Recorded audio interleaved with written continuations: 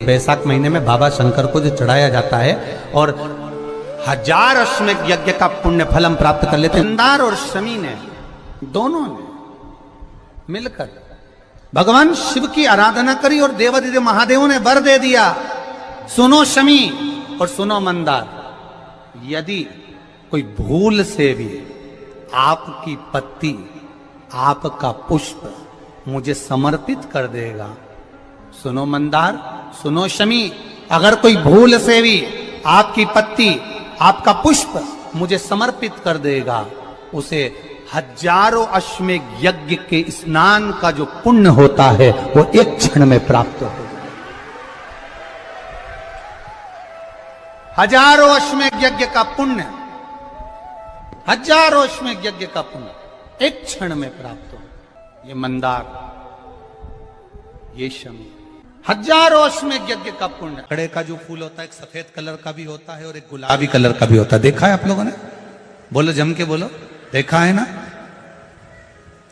गुलाबी कलर का जो पुष्प होता है वो आप मंदार का, आंकड़े का जो गुलाबी कलर का पुष्प होता है आप टीवी पे देख रहे होंगे, एक सफेद देख रहे होंगे, एक मंदार का गुलाबी फूल, नीला कलर का फूल देख रहे होंगे। जो नीला कलर का जो पुष्प होता है, गुलाबी कलर का जो आंकड़े का फूल होता है, प्रयास करना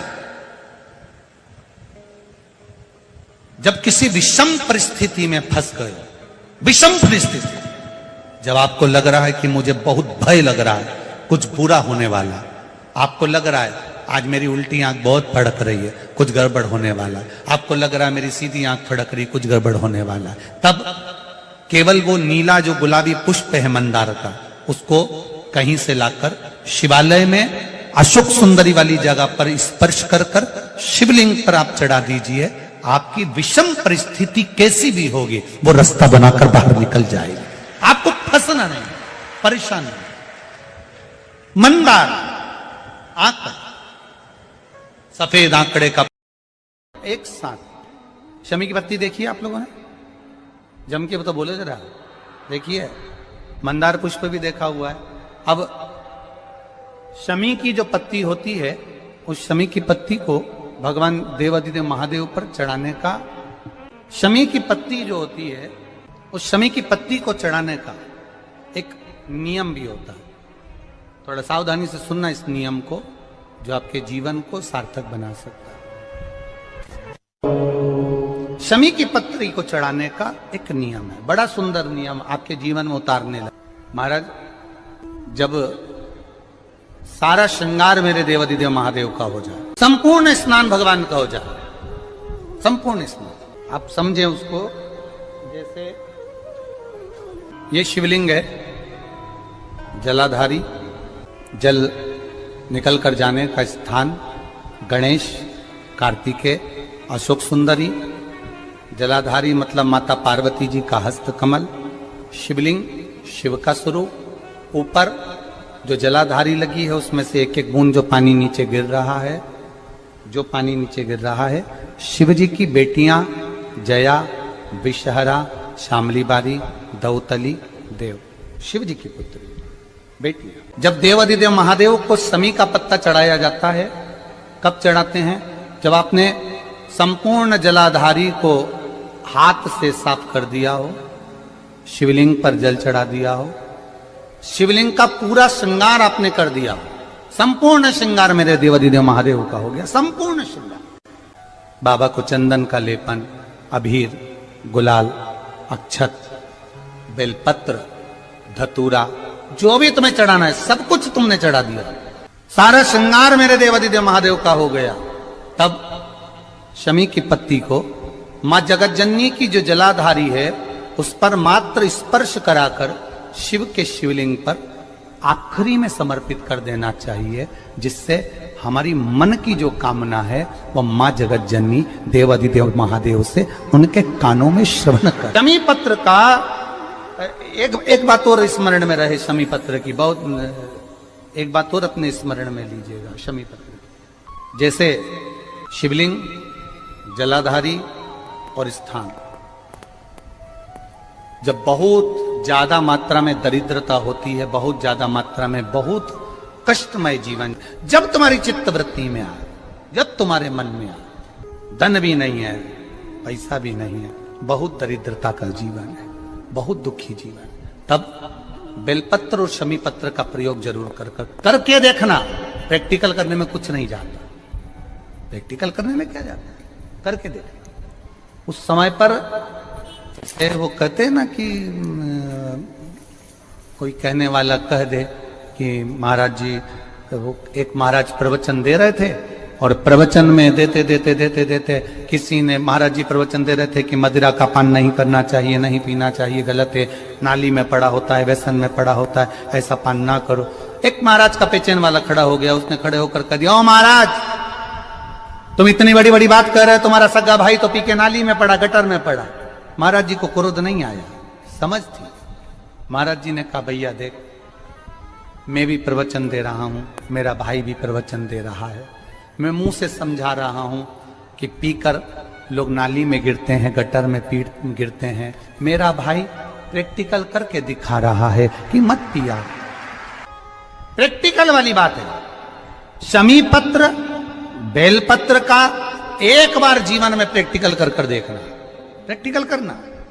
जैसे आपको कहा कि आपका विश्वास अगर पक्का है, भरोसा अगर दृढ़ है, और शंकर के प्रति अगर आपका विश्वास पक्का है, शंकर कह रहे हैं, मां उमा से, मां पार्वती से, मेरा महेश कह रहा है, मेरा बाबा भोलेनाथ, मेरा बाबा विश्वनाथ, मेरा त्रिकालदर्शी कैलाशी अविनाशी कह रहा है कि हे पार्वती,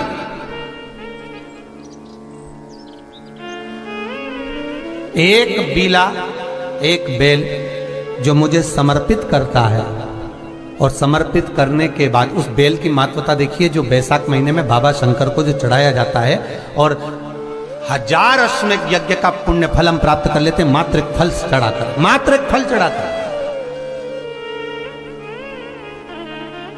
हे पार्वती,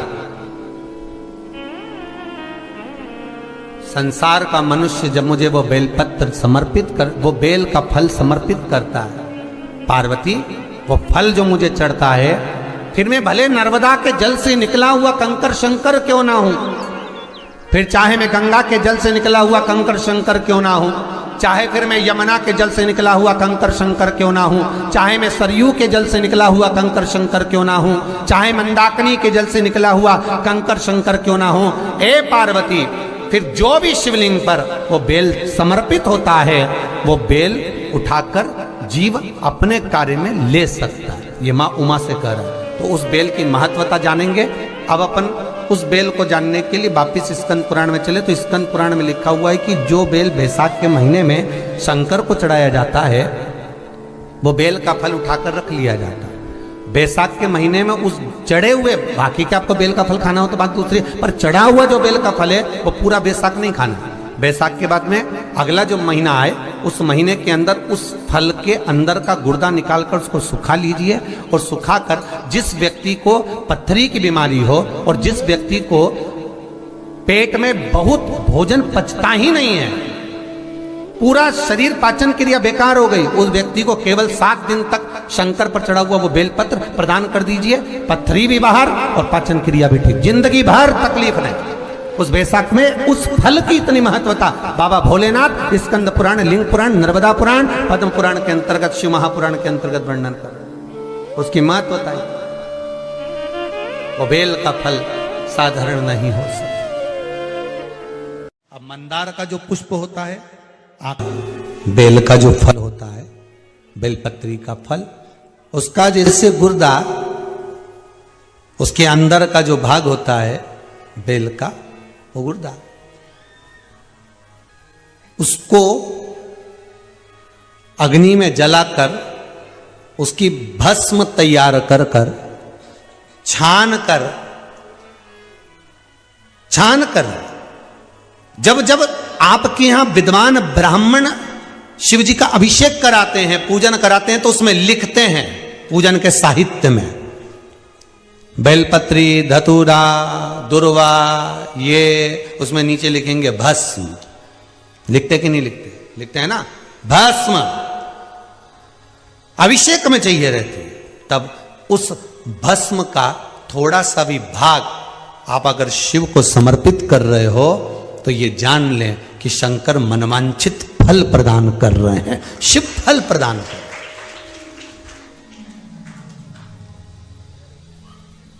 महाराज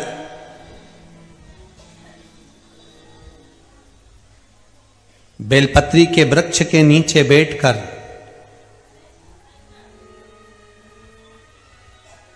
हाथ में एक बेलपत्र का पत्ता रखकर आप पंचाक्षर मंत्र नमः शिवाय, ओम नमः शिवाय या श्री शिवाय नमस्तुभ्यम या महामृत्युंजय मंत्र का स्मरण कर रहे हो, पर डंडी का भाग अपनी ओर, बेलपत्र की बीच वाली पत्ती का भाग बीच वाली उंगली की ओर रखकर अगर आप स्मरण कर रहे हैं और अपनी कामना कर कर बेलपत्री के वृक्ष के नीचे बैठकर उस पत्ते को सम्मुख रखकर बाबा से विनय कर कर एकांत में उस बेलपत्री के वृक्ष की छांव में, बेलपत्री के वृक्ष की छांव आप कामना कर कर उस पत्ते को शंकर भगवान के ऊपर समर्पित कर रहे हैं, तो ये जान कर रखें कि पार्वती और शिव का मिलन करवा रहे हैं और अपनी मनवांछित फल कामना पूर्ण करवा रहे हैं। क्योंकि शिव और पार्वती का जब मिलन होता है, शंकर पार्वती जब एक दूसरे के सम्मुख में होते हैं, शिव और पार्वती जब एक दूसरे के सामने अपने बच्चों के कारण एक दूसरे के सम्मुख में आते हैं, तो उनके चेहरे पर प्रसन्नता का भाव आ जाता है। फल, मनवांचित फल की कामना आप जिस कामना के लिए कर रहे हैं, विवाह के लिए, नौकरी के लिए, सर्विस के लिए, व्यापार के लिए, रोग मुक्ति के लिए, आप जिस कामना से कर रहे हैं, ईश्वर महादेव, जो व्यक्ति पथ भ्रष्ट होता है, जैसे मदिरा के नशे में पड़ गया, कहीं जुए में पड़ गया, कहीं मांसाहार में पड़ गया, कहीं व्यसन में पड़ गया, कहीं गलत काम में अगर कोई जा रहा है, तो श्रंभेश्वर महादेव के नाम से काली तिल भगवान शिव को समर्पित करी जाती है। महाराज काली तिल को वापस उठाकर ले आते हैं, उसी काली तिल को जो मदिरा का नशा करने वाला होता है या जो गलत व्यसन में डूबा हुआ होता है, उसको वो सुबह के समय अगर नहीं खाता तो भोजन के साथ उसको दिया जाए। श्रंभेश्वर महादेव, एक बेलपत्री का भी बहुत अच्छा प्रयोग है श्रंभेश्वर महादेव का, मदिरा पीने वालों के लिए, मांसाहार, व्यसन में, जुए में, पेशावृत्ति में, पर नारी में, गलत जगह पर जो डूबे रहते हैं उनके लिए। पहले की कथा में उसका वर्णन किया है बेलपत्री का।